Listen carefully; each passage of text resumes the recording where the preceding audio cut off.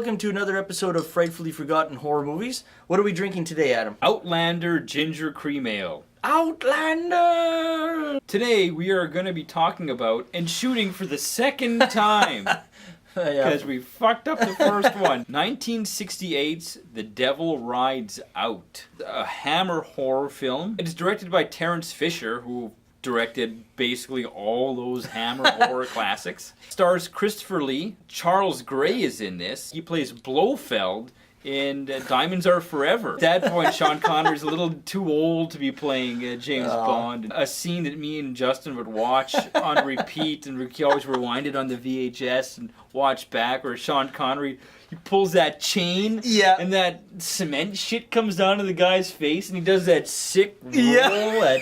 He's all old and slow, and he does that roll. So the movie starts out where we get introduced to Christopher Lee's character. I like this name too, the Duke de Richelieu. So the Duke picks Rex up at this airstrip. They both have this friend, Simon. So they go to Simon's house to go check up on him because he's acting a little strange. There's like a party going on that they find. Something's weird here. We're obviously not invited. But they stick around anyways. They go upstairs to this sort of observatory. And again, it shows how rich this guy is. Some big observatory in his house. The thing's huge. This big telescope. There's like a big pentagram painted on the floor. They hear some noise in the closet. There's chickens in like this basket. It discerns from all this stuff that they must be into devil worship, right? Chickens in the closet, devil worship. Yeah, it's gotta be. Why else would you have chickens in a closet? They end up knocking out this Simon. They take Simon back to the Duke's. Simon is like laying in bed and they're trying to keep him there. The main bad guy, Charles Gray's character, Makata, uses mind control, put Simon under his spell. Simon ends up leaving. So in order to rescue Simon, Rex, he noticed this woman named Tanith at the party. So Rex borrows one of the Duke's million cars that he has because he's a rich duke with mansions and everything. And knows everything there is to know about Satanism. Yeah, exactly. Suddenly, Tanith is just in this car with Rex. We don't really know how she got there. Makata ends up doing this mind control thing with her, and she steals his car. A good 60s style chasing with the screen behind, the projected screen. And so after this car chase, Tanith gets away from Rex. But Rex is still able to track her down. Eventually, she leads him to this big Satanist barbecue party in this field somewhere, where everyone's wearing these purple robes. So Rex goes and he finds a payphone. Yeah, he walks down the road. Which you've never seen in a movie today. Dude comes down and they're watching. These Satanists, they know how to fucking party. Oh yeah, big time. They're drinking, there's all this wild orgy type shit happening.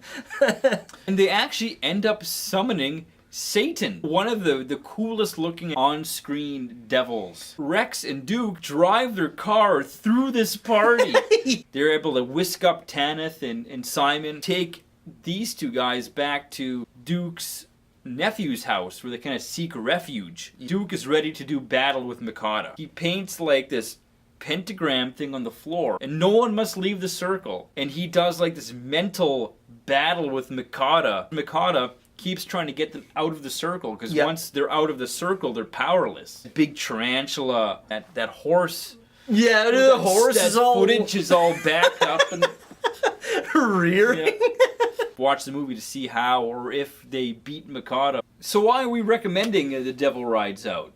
It's a Hammer film, but it's not your typical Hammer movie, right? Because a lot of those old Hammer movies, the pacing is really slow. But this movie, it's pretty balls to the walls, pretty action-packed. The pacing is very good in this movie. None of this.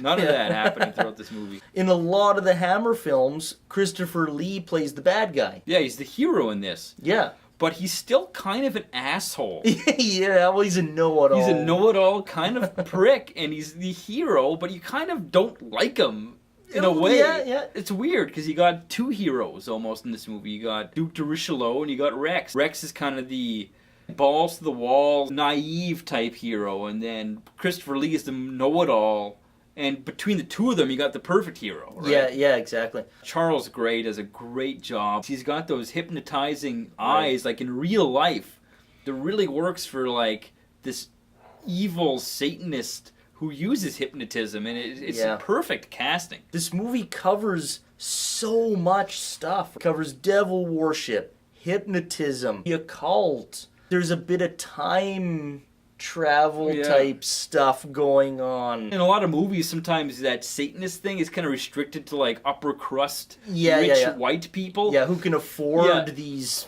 tools or whatever. There's no restriction as to who's allowed to be a Satanist in this movie. Right. All colors in there. There's black people, there's Asian people, there's white people. Bridge of the Enterprise, where you saw every color and every nationality of the world on that bridge, right? Same thing in this with the Satanist Cult. Yeah, exactly. This movie, again, it's shot very well. The chase scene, it's, of course, that screen. Yeah. But it's not super blatant like a lot of movies. It's a nice movie to look at. Like, it's so colorful. All the colors are so vivid. It's a very nice looking movie. A lot of contrast. Right? A lot of contrast. Very saturated. A lot of bright reds and bright purples. And it's not a dull movie whatsoever. The whole thing feels like, an extended Avengers episode or something. Yeah, it does like for that, sure. Right? Yeah, the effects in this movie for its time are great. Oh yeah, the big tarantula, of course, very effective. Touched upon the way the devil looks, the goat devil looks great. Like, it doesn't look cheesy or very makeup-y or costumey at all. Like, it looks pretty legit. Yeah. The only cheesy effect really is the horse where it's bucking back, and it's just clearly like someone like taking the film and like doing that. Which I don't know why exactly, but it's all rearing. This movie has a wicked twist at the end too. And we're not just talking about the scene with the circle doing battle. Yeah. There's a lot more after that you have to just keep watching for, and it'll throw a twist in there for you. So if you're a fan of, again, any Hammer horror film, James Bond is big. It feels very kind of feels Bondy. James Bondy with the car chases. So if you like movies like Ninth Gate, anything to do with the devil, really. The devil! Yeah, it's fun. It's a good ride. Exactly. Ride, If you're going to watch one Hammer film, I think this is it. Exactly, yeah. Outside of the whole monster Hammer type stuff, right? Devil rides out. The fuck